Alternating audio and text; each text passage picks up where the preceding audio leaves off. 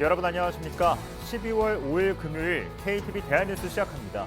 대한뉴스는 KTV 뉴스 유튜브 채널로도 생방송되고 있습니다. 먼저 오늘의 주요 소식입니다. 이재명 대통령이 충남을 찾아 7번째 타운홀 미팅을 진행했습니다. 이 대통령은 충남이 균형 발전과 지속 가능 성장의 상징이 될 거라고 내다봤습니다. 지난 10월 우리나라 경상수지가 68억 1천만 달러 흑자를 기록했습니다. 긴 추석 연휴 영향 등으로 흑자 규모는 줄었습니다. 정부가 겨울철 전력 수급 전망을 발표했습니다. 올겨울 전력 수요 최대치가 94.5기가와트에 이를 것으로 예측해 최대 수준의 전력 공급 능력을 확보했다고 밝혔습니다. 올해 10월까지 국경을 오가는 단계에서 적발된 마약이 2,913kg으로 집계됐습니다. 역대 최대 적발 중량으로 정부는 강화된 마약 단속 종합대책을 발표했습니다. 이재명 대통령이 충남 천안에서 7번째 타운홀 미팅을 열어 충청남도가 우리 경제의 핵심 거점이라고 평가했습니다. 또 충남 지역이 앞으로 균형 발전과 지속 가능 성장의 상징이 될 거라고 내다봤습니다. 이혜진 기자입니다. 이재명 대통령이 7번째 타운홀 미팅 지역으로 충청남도를 찾았습니다. 이 대통령은 충남이 우리 국토의 중간이자 정치적으로도 중심적 역할을 하는 곳이란 말로 타운홀 미팅에 서두를 열었습니다. 이 대통령은 앞서 SNS를 통해서도 충남이 첨단 산업이 빠르게 성장하는 우리 경제의 핵심 거점이며 균형 발전과 지속 가능한 성장의 상징이 될 걸로 전망한 바 있습니다. 이 대통령은 다만 모든 자원이 서울과 경기 지역을 비롯한 수도권에 몰려 있어 국가의 성장과 발전을 심각하게 저해하고 있음을 우려했습니다. 더 나아가 현 상태를 유지하는 것조차도 지금처럼 수도권 집중이 심화되면 불가능할 거라며 지역 투자와 균형 발전이 대한민국이 생존할 수 있는 유일한 길이라고 강조했습니다. 근본적인 문제는 수도권 집중이죠. 이 문제를 해결하기 위해서도 지역 균형 발전은 정말로 필요한 요소라는 생각이 듭니다. 이 대통령은 이런 판단 아래 행정기관 지방 이전과 행정수도 건설, 기반 기업은 물론 2차 공공기관 이전도 좀 더 속도감 있게 추진하겠다고 밝혔습니다.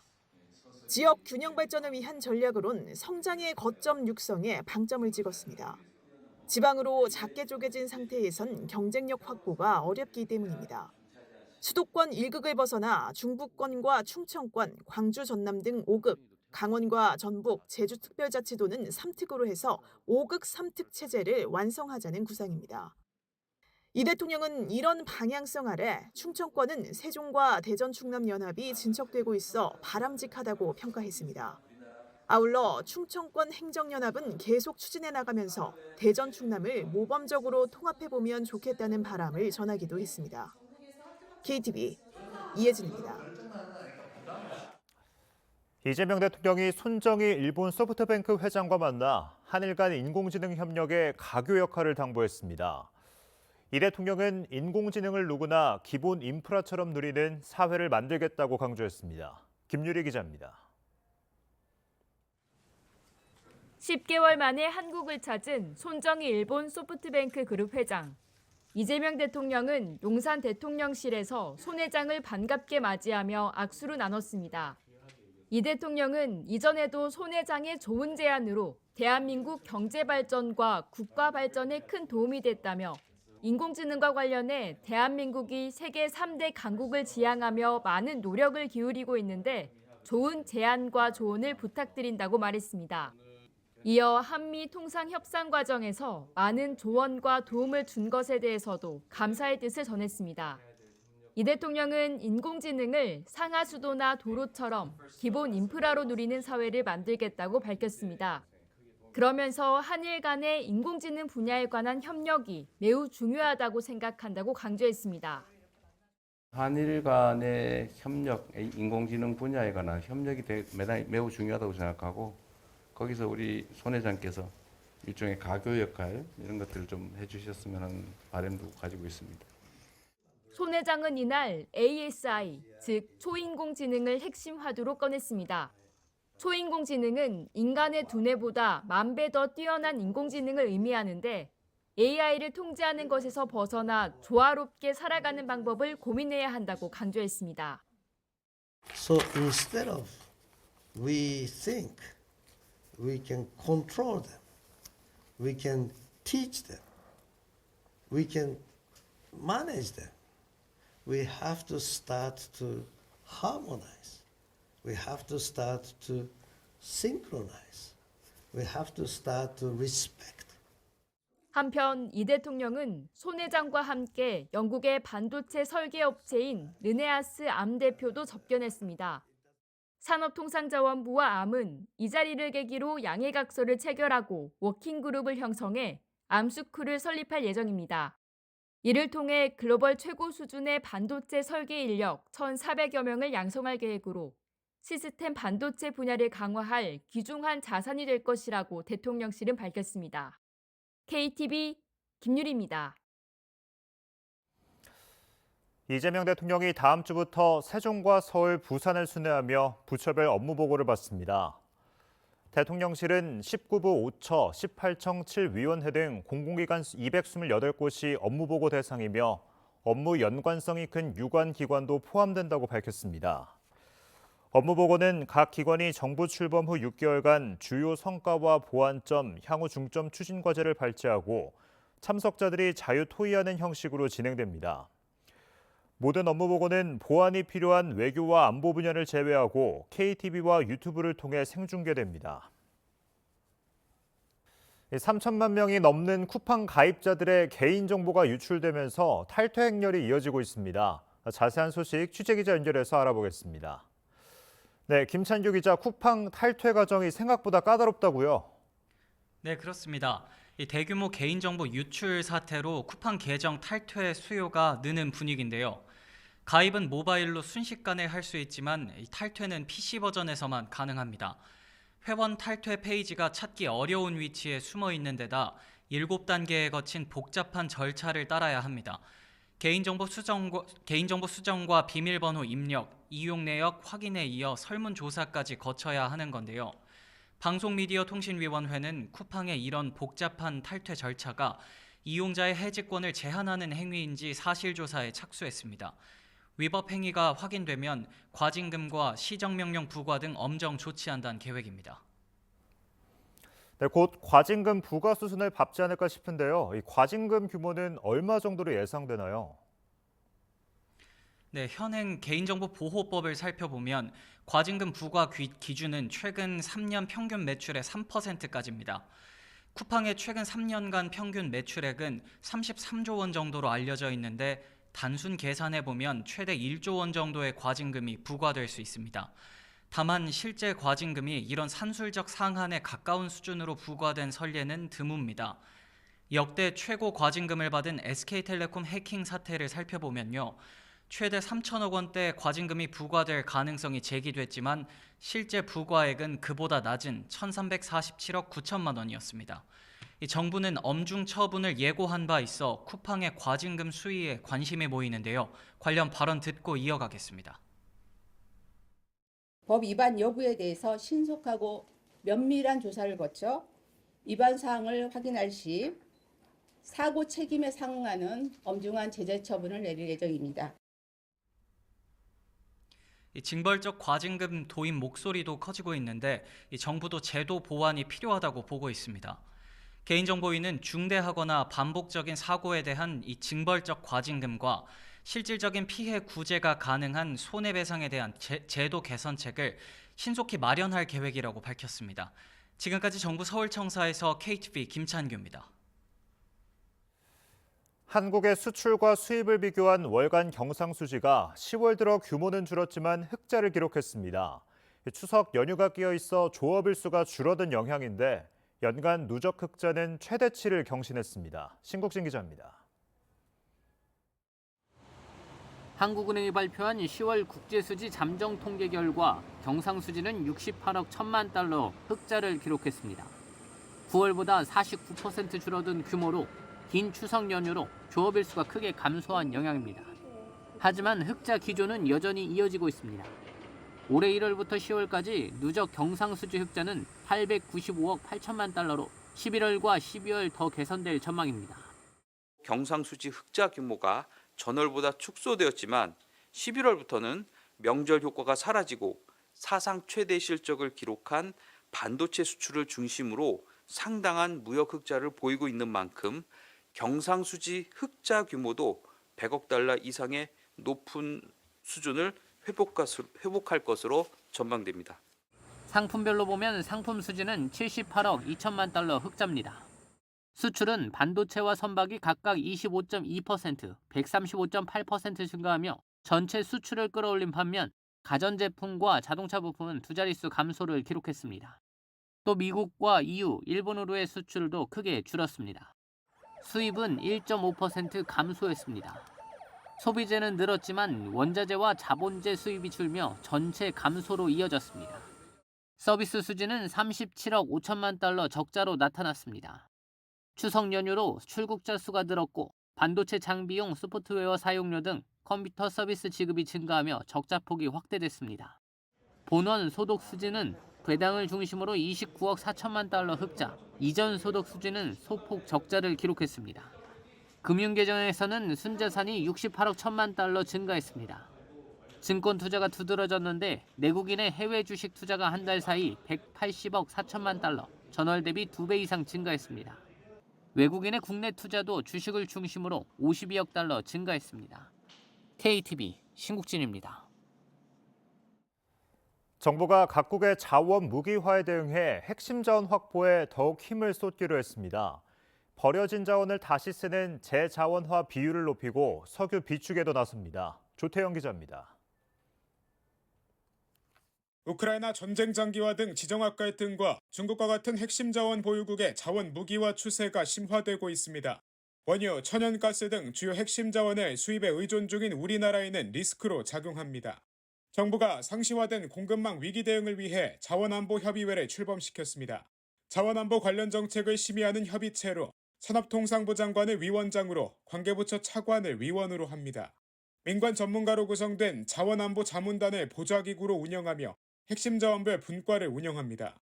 자원안보협의회를 대한민국 진짜 성장의 지지대로 삼아 핵심 자원 확보, 전략기술 보호, 공급망 강화가 산업 기반 공고화로 선순환되는 외부 충격에 흔들림 없는 산업 경제안보 체제를 구축해 나가겠습니다.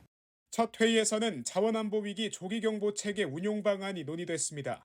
핵심 자원 공급망 정보를 통합 관리하기 위해 국가자원안보 통합정보 시스템을 설치하기로 했습니다.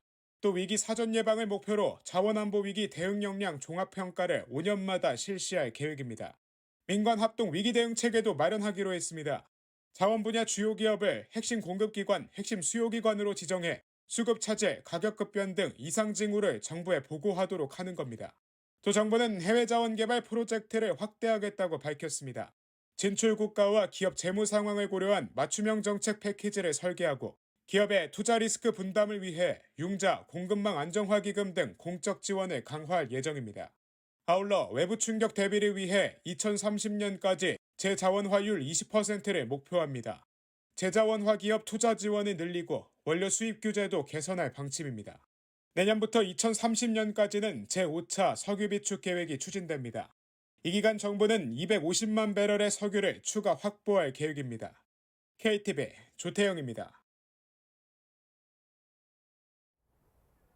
올겨울 최대 전력 수요가 2022년 겨울에 역대 최고 수준에 근접할 것으로 전망됩니다. 정부는 수요가 정점에 이를 것으로 예상되는 내년 1월 3주차에 맞춰 최대 공급 능력을 확보했다고 밝혔습니다. 최다희 기자입니다. 기후에너지환경부가 겨울철 전력수급 대책회의를 열고 전력수급 전망과 대응 방안을 점검했습니다. 정부는 최근 기상청의 겨울철 전망에 따라 올해는 기온 변동성이 큰 만큼 전력 수요 증가가 우려된다고 설명했습니다. 전력당국은 올겨울 최대 전력 수요가 통상 연중 기온이 가장 낮은 1월 3주 평일에 발생할 것으로 보고 있습니다. 한파와 폭설이 동시에 나타날 경우 최대 전력 수요가 88.8에서 94.5기가와트까지 오를 수 있다는 예측입니다. 최근 3개년 겨울철 피크를 살펴보면 2022년 94.5기가와트, 2023년 91.6기가와트, 2024년 90.7기가와트로 이는 2022년 역대 최고 수준의 겨울철 최대 전력 수요와 비슷한 수준입니다. 정부는 겨울철 대책 기간 내내 매주 100기가와트 이상의 공급 능력을 준비했다고 밝혔습니다. 특히 전력 피크가 예상되는 1월 3주차에는 역대 최대 공급 능력을 확보해놨습니다. 1월 3주차에는 발전기 정비 일정 조정, 신재생 에너지와 같은 신규 발전 설비의 확충, 그리고 전력망 보강 등을 통해서 역대 최대 수준인 111.5기가의 안정적 공급 능력을 확보를 했습니다. 예비력도 17기가와트 이상으로 안정적인 수준을 유지할 전망입니다. 예기치 못한 비상 상황에도 대비합니다. 발전기 고장과 기습 한파에 대비해 약 8.8기가와트의 비상 자원도 추가로 준비했습니다. 정부는 오는 15일부터 내년 2월 6일까지 한전과 전력거래소, 발전사 등과 함께 전력수급 종합상황실을 운영합니다. 정부와 전력 유관기관은 전력수급 상황을 실시간으로 모니터링하고 한파 이전의 송변전 설비와 발전 설비를 집중 점검할 예정입니다. 아울러 난방비 부담 완화를 위해 에너지 바우처 지원 대상을 기초생활수급 가구 중 미성년 자녀가 2명 이상인 다자녀 가구까지 확대할 계획입니다. KTV 최다입니다. 정부가 산업단지에 문화와 편의시설을 확충하고 특화 문화 프로그램을 운영하는 문화선도 산단 조성을 위한 공모에 나섭니다. 3곳을 선정해 각 산단별 랜드마크를 만들어 재생사업을 추진하고 복합 문화공간을 구축할 계획입니다. 보도에 이리나 기자입니다. 국토교통부와 산업통상부, 문화체육관광부가 내년 2월 6일까지 문화선도 산업단지를 선정하기 위한 통합 공모를 진행합니다. 전통적인 산업단지 형태에서 벗어나 문화산업이 융합된 산단으로 경쟁력을 높여 청년 인력 유입을 유도하고 활력을 불어넣기 위한 사업입니다. 앞서 올해 초 구미와 창원, 완주가 첫 문화선도 산단으로 선정돼 산단의 역사성을 담은 랜드마크를 조성하고 근로자와 지역 주민이 참여해 문화 수요를 발굴하는 협력 사업이 진행 중입니다. 정부는 내년도 문화선도 산단 공모 역시 전국의 산업단지를 대상으로 진행되며 3곳을 선정할 방침입니다. 관할 지자체가 산단의 특성과 입지 여건, 근로자 구성을 반영한 문화선도 산업단지 조성 계획을 마련해 한국산업단지공단에 신청하면 됩니다. 문화선도 산업단지에 선정되면 브랜드 개발부터 상징물 조성과 노후 공장의 청년 친화 리뉴얼, 청년 문화센터 조성이 이뤄집니다. 또 휴폐업 공장을 리모델링해 임대할 수 있도록 하고 산단 특화 문화 프로그램 운영과 지역 특성에 맞는 콘텐츠 활용 연계 사업도 추진할 방침입니다.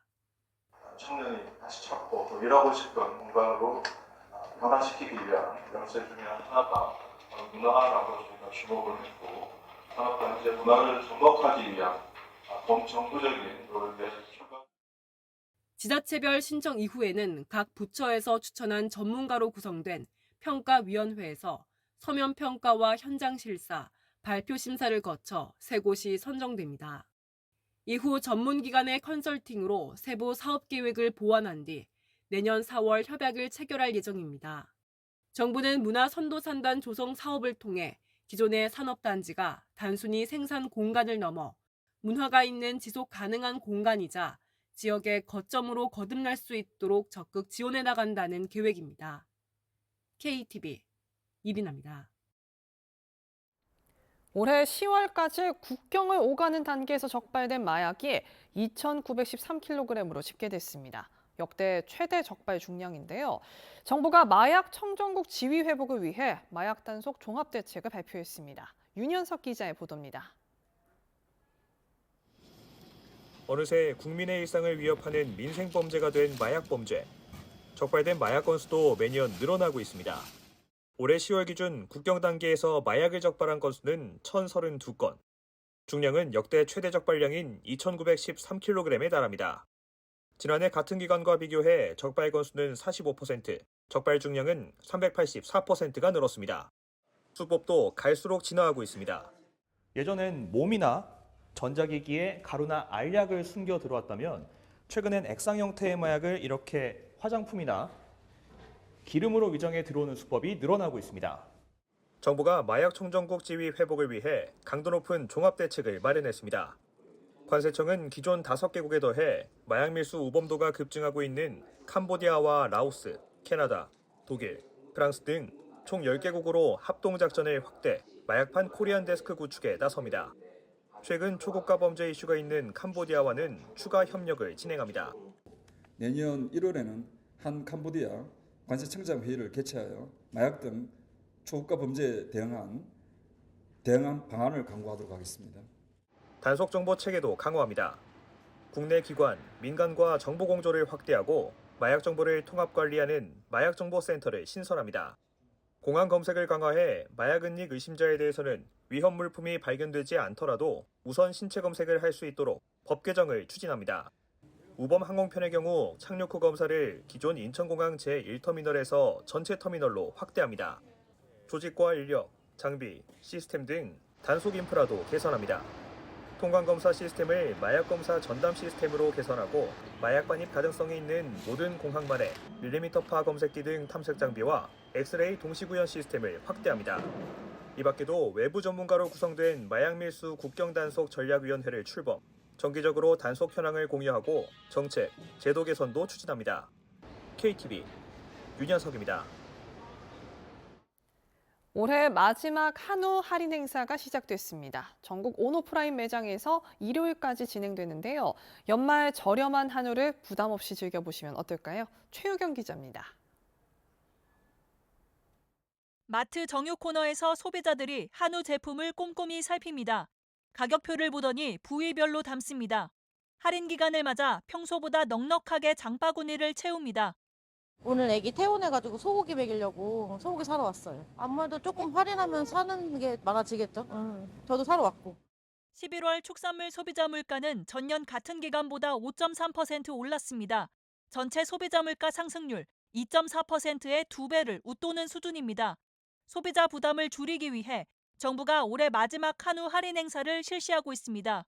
할인 품목은 등심과 양지, 불고기, 국거리 등 소비가 많은 부위를 중심으로 구성됐고 1플러스에서 2등급까지 다양합니다.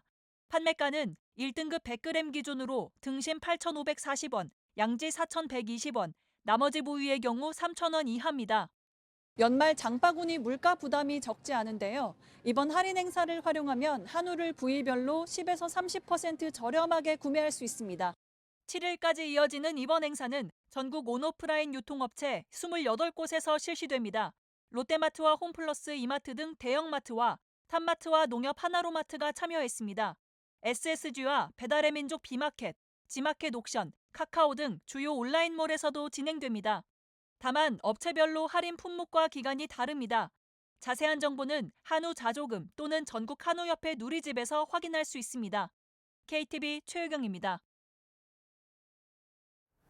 국내 연구진이 한국인 유전체를 인공지능으로 분석해 치매 위험을 예측할 수 있는 모델을 개발했습니다. 기존 연구 대부분이 유럽인 데이터를 기반으로 해 한국에선 그대로 적용하기 어려웠던 한계를 보완한 겁니다. 정유림 기자가 보도합니다. 경도 인지장애는 흔히 치매 전 단계로 알려져 있습니다. 10에서 15% 가까이가 치매로 진행됩니다.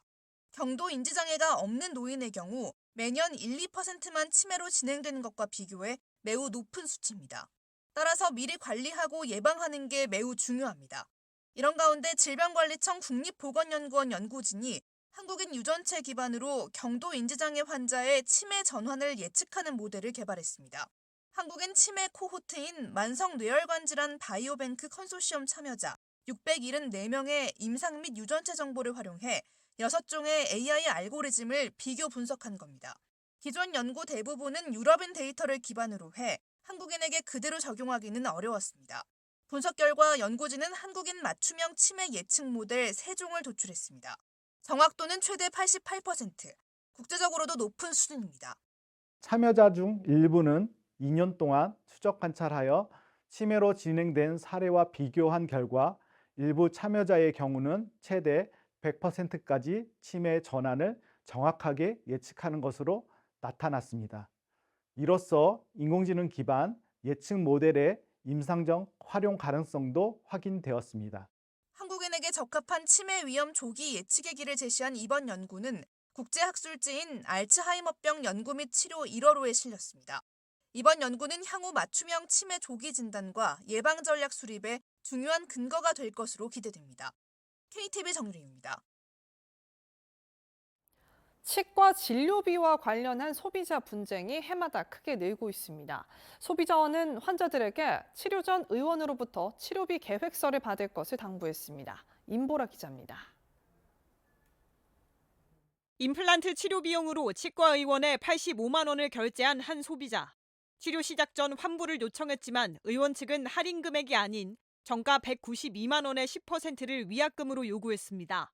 의사 선생님이 와서 봐줬잖아, 파노라마 찍었잖아 이거예요. 실제 진료를 하진 않았지만 검사 행위를 했다는 거예요. 그러면 수가에 비춰서 그거에 맞는 비용을 청구를 해라. 제대로 고지도 안 되고. 한국소비자원에 접수된 치과 관련 분쟁 가운데 진료비 분쟁이 해마다 크게 늘고 있습니다. 특히 올해는 상반기에만 55건이 접수돼 전년 동기 대비 약 62% 급증했습니다. 최근 3년간 치과 진료비 분쟁 유형을 살펴보면 임플란트 치료가 절반 이상을 차지했습니다. 보철이 약 17%, 교정이 14%로 뒤를 이었습니다. 분쟁이 당사자 간 합의로 원만히 끝나는 경우는 절반 수준에 그쳤습니다.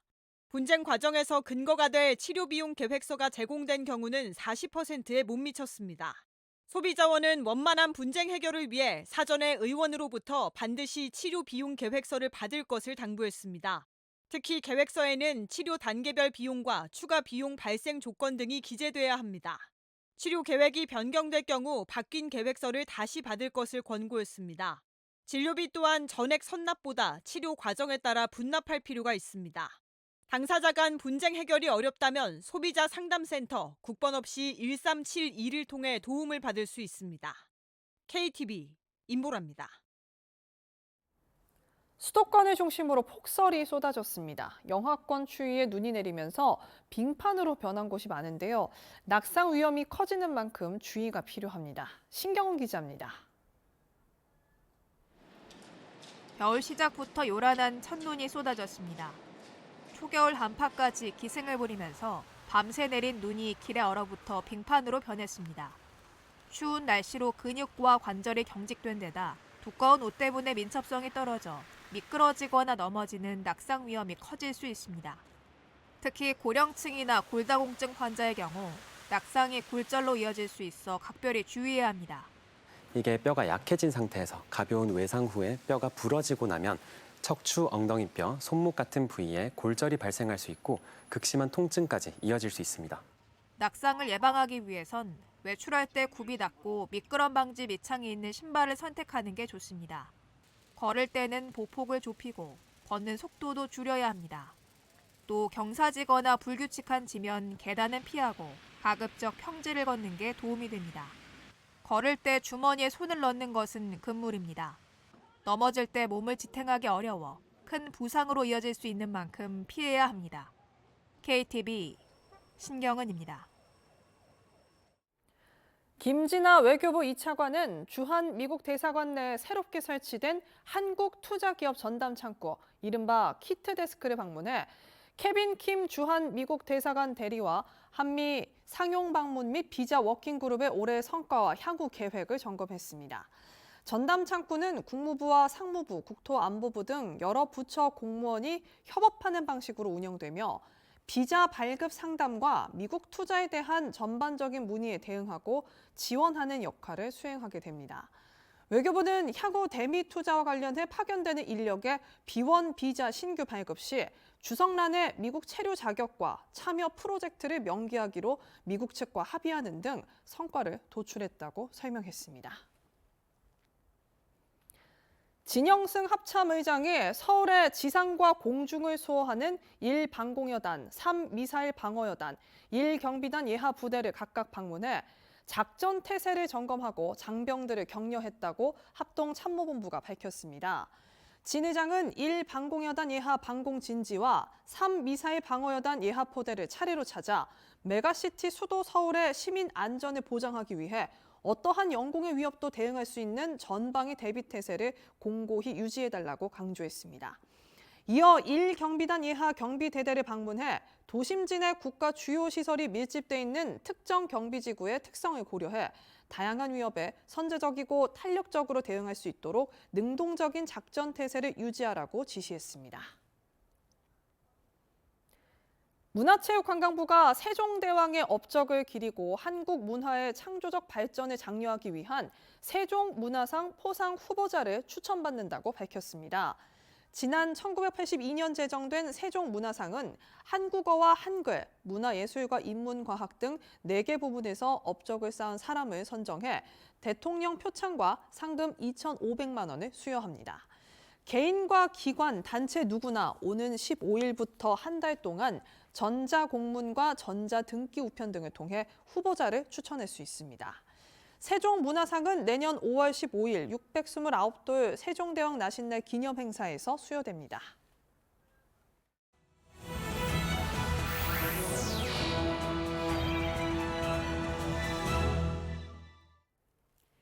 국정을 더 촘촘히 살펴봅니다. 보도자료 브리핑입니다. 2030년 화성특례시에 국립고궁박물관 분관이 준공될 예정입니다. 개관 20년을 맞은 국립고궁박물관은 늘어난 소장품을 관리하기 위해 분관 건립을 추진해왔는데요. 심의 결과 조선 왕실 문화와의 연계성과 입지 여건을 고려해 화성특례시를 최종 선정했습니다. 건립 부지는 화성 태안삼 택지개발지구 내 공원 부지로 육릉과 건릉, 용주사와 가깝습니다.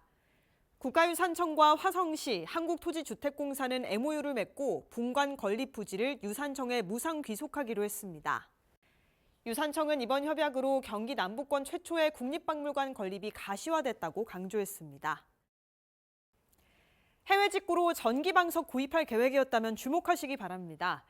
해외 직구 플랫폼 판매 제품 402개 중 36개가 국내 안전 기준에 부적합한 것으로 나타났습니다. 국가기술표준원이 난방용품, 겨울의류 등 겨울용품 중심으로 조사한 결과인데요. 부적 함률이 9%로 국내 유통제품 평균보다 높았습니다. 전기용품에서는 전기방석과 전지 등 11개, 어린이 제품에서는 아동용 섬유 제품과 학용품 등 20개가 기준에 미달했고요. 생활용품에선 온열팩, 스키용 안전모 등 5개가 안전성을 확보하지 못했습니다. 특히 전기방석, 아동용 섬유, 학용품은 부적 함률이 20에서 40%대로 직구 시 각별한 주의가 필요했습니다. 국표원은 해당 제품 정보를 제품 안전정보 포탈과 소비자24에 게재하고 판매 차단을 요청했습니다. 100% 국산 원료와 전통 방식으로 만드는 식품을 인증하는 전통식품 품질 인증제도, 이번에 갈비탕과 비빔밥, 무말랭이 무침, 쉰다리가 인증 품목에 새로 추가됐습니다. 이로써 대상 품목은 장류와 김치류 등 총 80개가 됐는데요.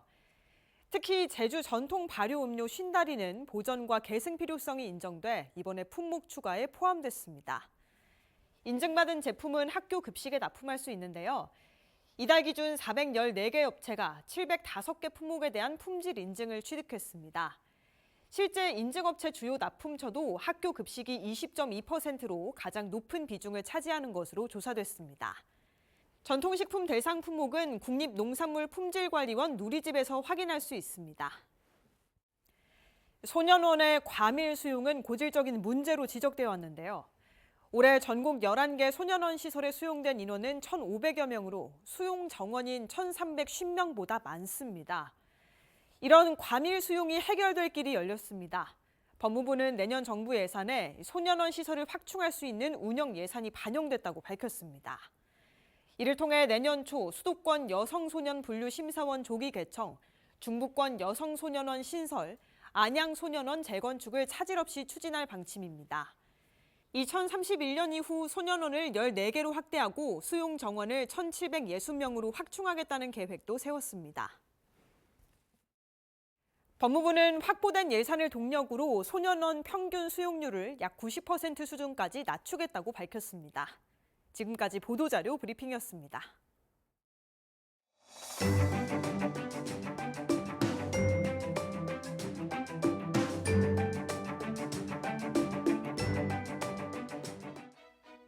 안녕하세요. K웨더 라이프스타일 예보 박소훈입니다. 맑은 하늘은 내일 아침까지 계속되겠습니다. 내일 오후에는 중북부 지방에 비나 눈이 내리겠는데요.